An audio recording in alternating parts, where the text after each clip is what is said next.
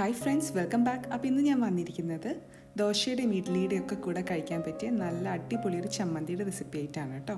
അപ്പോൾ ഇതിനായിട്ട് ഞാനിപ്പോൾ ഒരു ചെറിയ നെല്ലിക്ക വലുപ്പത്തിലുള്ള പുളി എടുത്ത് വെച്ചിട്ടുണ്ട്. അത് നമുക്ക് ചൂടുവെള്ളത്തിൽ സോക്ക് ചെയ്യാൻ വയ്ക്കാം. ഒരു 1/2 കപ്പ് ചൂടുവെള്ളം ഉണ്ട് കേട്ടോ. അത് ഒരു 10 മിനിറ്റ് വെച്ചാൽ മതിയാവും കേട്ടോ.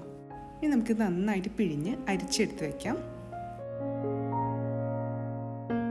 നമുക്കൊരു പാൻ അടുപ്പത്തേക്ക് വയ്ക്കാം. അതിനകത്തേക്ക് ഒരു 3 ടേബിൾ സ്പൂൺ വെളിച്ചെണ്ണ ഒഴിച്ച് കൊടുക്കാം. എന്നിട്ട് അതിലേക്ക് ഒരു 1/2 ടീസ്പൂൺ കടുക് ചേർത്ത് കൊടുക്കാം. പിന്നെ 1 ടീസ്പൂൺ ഉഴുന്നുപരിപ്പ്, 1/2 ടീസ്പൂൺ ഉലുവ.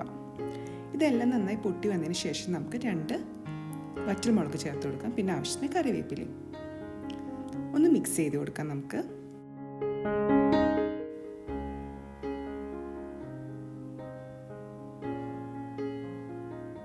ഇനി ഇതിലേക്ക് നമുക്കൊരു 1/2 ടീസ്പൂൺ ഇഞ്ചി അരിഞ്ഞതും 1/2 ടീസ്പൂൺ വെളുത്തുള്ളി അരിഞ്ഞതും ചേർത്ത് കൊടുക്കാം.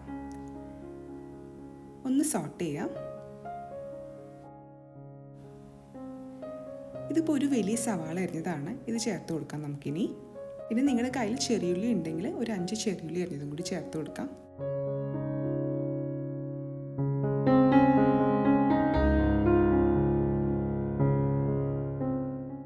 ഇത് നന്നായിട്ടൊന്ന് വഴറ്റി കൊടുക്കാം. ആവശ്യമുള്ള ഉപ്പും ഈ ടൈമിൽ ചേർക്കണം കേട്ടോ. സവാളയൊന്നും ഗോൾഡൻ ബ്രൗൺ ആവേണ്ട ആവശ്യമൊന്നുമില്ല കേട്ടോ. ചെറുതായിട്ടൊന്ന് വഴണ്ടി വന്നാൽ മതി. ഇനി നമുക്ക് 1.5 table spoon Kashmiri chilli powder ചേർത്ത് കൊടുക്കാം. 1/4 ടീസ്പൂൺ മഞ്ഞൾപ്പൊടിയും ചേർത്ത് കൊടുക്കാം.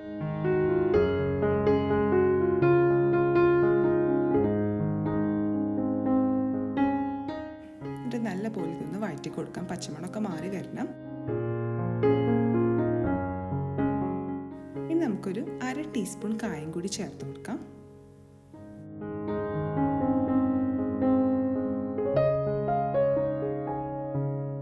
ഇനി നമുക്കിതിനകത്തേക്ക് 3 വലിയ തക്കാളി, നല്ല പഴുത്ത തക്കാളിയാണ് കേട്ടോ ഇത്, അത് അരിഞ്ഞ് ചേർത്ത് കൊടുക്കാം.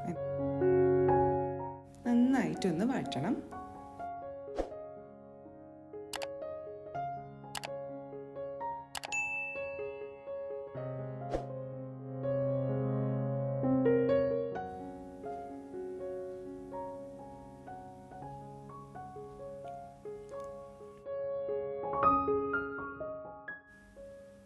ഇപ്പോൾ തക്കാളിയൊക്കെ നന്നായി കുക്കായി വന്നിട്ടുണ്ട്. ഇനി നമുക്കിതിനകത്തേക്ക് നമ്മൾ പുളി പിഴിഞ്ഞെടുത്ത് വെച്ചിട്ടില്ലേ, അത് ചേർത്ത് കൊടുക്കാം. പിന്നെ ആവശ്യത്തിന് ഉപ്പും കൂടി ചേർത്ത് കൊടുക്കാം. ഈ തക്കാളിക്ക് അത്ര പുളിയില്ല കേട്ടോ. നിങ്ങൾ ഉപയോഗിക്കുന്ന തക്കാളിയുടെ പുളി അനുസരിച്ചിരിക്കട്ടോ നമ്മൾ ചേർക്കുന്ന പുളിവെള്ളത്തിൻ്റെ എമൗണ്ട്. ഞാനിപ്പോൾ ഈ ചട്നി കുറച്ച് കുറുകിയിട്ടാണ് എടുക്കുന്നത്. നിങ്ങൾക്ക് ലൂസായിട്ട് വേണമെങ്കിൽ കുറച്ചും കൂടി ചൂടുവെള്ളം ഒഴിച്ചു കൊടുത്താൽ മതി കേട്ടോ. എന്നിട്ട് നമുക്ക് 5 മിനിറ്റ് ഒന്ന് മൂടി വെച്ചിട്ട് വേവിക്കാം കേട്ടോ. ഇനി അവസാനമായിട്ട് നമുക്ക് ഒരു ചെറിയ പീസ് ശർക്കര ഇട്ട് കൊടുക്കാം.